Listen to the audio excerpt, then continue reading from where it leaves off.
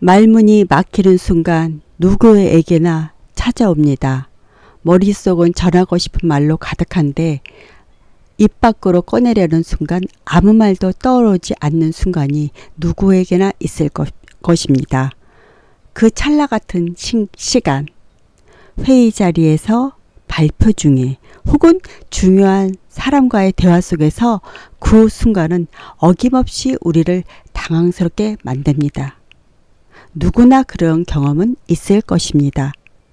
말이 막힌다는 건 단순히 단어가 떠오르지 않는 문제가 아닙니다. 그것은 마음 깊은 곳에 불안, 완벽주의 혹은 관계에 대한 두려움이 말이라는 채널을 가로막는 복합적인 현상입니다.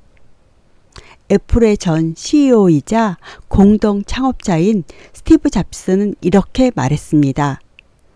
단순함은 궁극의 정교함이다. 말이 막히는 순간도 마찬가지입니다.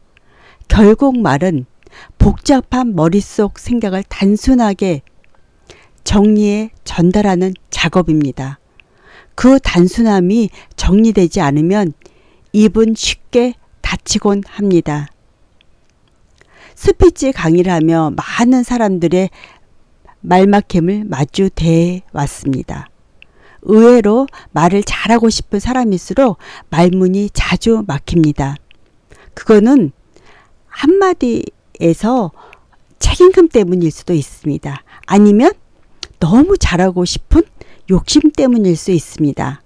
아니면 상대방의 반응을 예민하게 내 머릿속에서 생각하고 있기 때문에 그게 머릿속에서 엉켜 있으면서 머릿속에서 말을 막아버리고 그리고 말을 추출하지 못하는 현상일 수밖에 없습니다. 그런데 말막힘은 그 자체로 실패가 아닙니다. 오히려 그것은 나답게 말하고 싶다는 내면의 진심이 드러나는 순간이기도 합니다. 심리학자들은 이를 인지적 과부하 현상이라고 부릅니다. 머릿속에 떠오른 생각이 너무 많아 정작 입 밖으로 꺼낼 말을 고르지 못하는 상태를 말합니다. 2010년 콜롬비아 대학의 쉬나 아이엔가 교수는 선택의 역설 실험에서 선택자가 많을수록 오히려 결정을 내리지 못한다고 밝혔습니다. 우리는 선택이 많으면 많을수록 그만큼 머릿속에서 생각을 할 수밖에 없습니다. 그리고 근데 선택지가 하나 두 개밖에 없다면 OS 이것 굉장히 짧죠? 그럴 수밖에 없습니다. 우리는 선택지가 많을수록 생각이 많아집니다. 그러니까 우리가 말문이 막힌다는 건 내 머릿속에 그만큼 할 말이 많다는 증거일 수도 있습니다. 근데 그거를 내 머릿속에서 순간 정리해서 발표를 해야 되는데 그게 시간이 걸리는 거죠. 그게 과부하가 걸리는 거와 같습니다. 그러니까 우리가 말막힘이라는 것을 우리가 극복하려면 어떻게 해야 되죠? 내 머릿속에서 빨리 정리해야 되는 그런 훈련을 우리도 겪어야 된다고 저는 생각을 합니다. 그 과정 속에서 우리가 순발력이라는 거를 또 체득을 하게 되는 거죠. 저는 이거는 과정이라고 생각하고 이거는 훈련이 필요하고 그렇게 노력하다 보면 당연히 극복할 수 있다고 저는 생각합니다. 생각이 많으면 많을수록 말도 못하게 되지만 조 바이든 미국 전 대통령은 어린 시절 심각한 말 더듬 증상으로 인해 또래 친구들과의 대화나 발표를 힘들어했다고 합니다. 이를 극복하기 위해 그 거울 앞에서 시를 낭송하며 입모양과 억양을 연습했고 얼굴 표정을 관찰하기 위해 손 전등을 들고 훈련하기도 했다고 합니다. 바이든은 훗날 말 더듬은 내 약점이 아니라 인내의 연습을 통해 얻은 자산이었다라고 회고했습니다. 그의 사례는 말 막힘이 단순한 단점이 아니라 끈기의 수용을 통해 극복할 수 있는 도전이라는 점을 잘 보여줍니다. 그렇다면 말 막힘의 순간을 어떻게 돌파할 수 있을까요? 첫 번째, 말을 잘하려고 하는 욕심을 내려놓는 것입니다. 30대 후반의 젊은 여성이 말 막힘 증상으로 필자를 찾아와서 훈련을 받게 되었습니다. 그녀는 늘 자신을 타인과 비교했고 훈련 도중 말을 더듬는 순간마다 자신을 원망하기까지 했습니다. 누구나 완벽할 수는 없습니다. 너무 잘해야 한다는 욕심을 내려놓고 편안한 마음을 갖는 것이 가장 중요합니다. 그 다음 일상의 언어로 간결하게 말 연습을 해야 합니다. 두 번째, 침묵을 두려워하지 않는 그 자세가 필요합니다. 말이 막히는 순간 약간의 정적이 흐르더라도 그것은 부끄러운 일이 아닙니다. 오히려 청중은 그 정적 속에서 화자의 진심과 생각의 무게를 느낄 수도 있습니다. 말을 잠시 멈췄다가 다시 이어가는 것도 충분히 매력적인 화법이 될 수 있습니다. 진실된 의사소통이 더 중요합니다. 한 오디션 프로그램에서 무명 가수가 노래를 부르다가 순간 멈춘 돌발 상황이 발생했습니다. 필자도 그 장면을 TV로 숨죽이며 지켜봤습니다. 그러나 잠시 후 다시 노래를 부르기 시작했고 모두가 뜨거운 박수를 보냈던 장면이 아직도 기억에 남습니다. 셋째, 사전 연습과 상황 시뮬레이션은 매우 효과적입니다.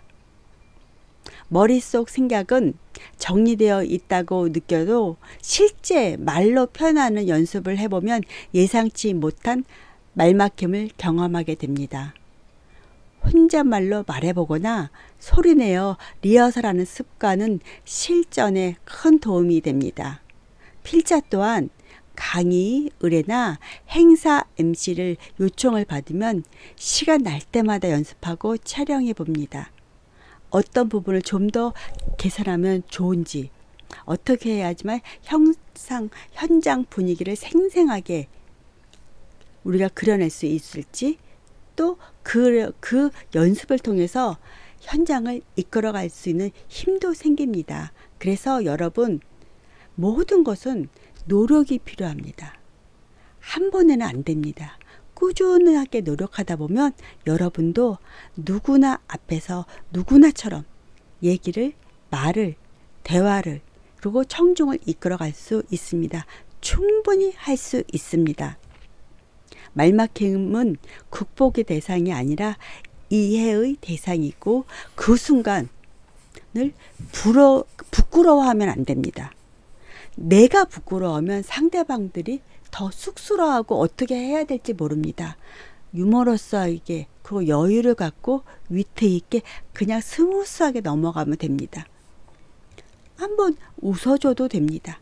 그렇게 해서 자꾸 그 순간을 이렇게 함께 호흡하면 됩니다. 청중과 나와 호흡하면서 내가 누구에게 강의하고 누구한테 뭐 한다는 것보다 그들과 내가 함께 하고 호흡하는 그런 관계다라고 생각하고서 그 모든 것들을 이끌어 간다면 회의석상에서나 대화할 때나 어떤 모임에서나 모든 것에서 주눅들지 않고 그냥 같이 호흡하면 여러분도 모든 사람들과 함께 주눅들지 않고 모든 사람들과 함께 이야기를 나눌 수 있고 대화를 이끌어갈 수 있을 것입니다. 오히려 자신의 마음을 들여다보는 기회로 삼는 거죠. 모든 기회는 다 나에게서 시작이 됩니다. 그러니까 나를 부정하면 안 됩니다. 나를 인정하고 소크라테스의 너 자신을 알라라는 게 그래서 명언 아니겠습니까? 그런 내 자신을 인정하고 인정하는 그 상태에서 우리가 연습하고 그 상태에서 우리가 시뮬레이션 해본다면 훨씬 결과가 좋아질 것입니다. 그리고 그런 내 자신을 너무너무 사랑해야 됩니다. 사랑은 모든 것을 녹일 수 있으니까요.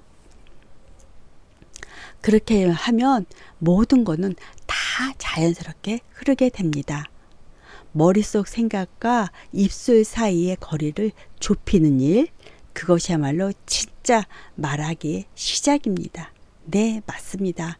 머릿속에 있는 거를 하나하나 입술로 하나하나 끄집어내서 조곤조곤 얘기한다면 여러분은 금방 사람들을, 청중을 여러분한테 확 쏠리게끔 분명히 하실 수 있을 겁니다. 말이 막히는 건 내가 말을 고르고 있다는 신호입니다. 즉, 당신은 지금 무책임한 말 대신 책임 있는 말을 준비 중이다 라고 생각하시면 됩니다. 그러니 당황하지 말고 여러분 스스로를 기다리세요.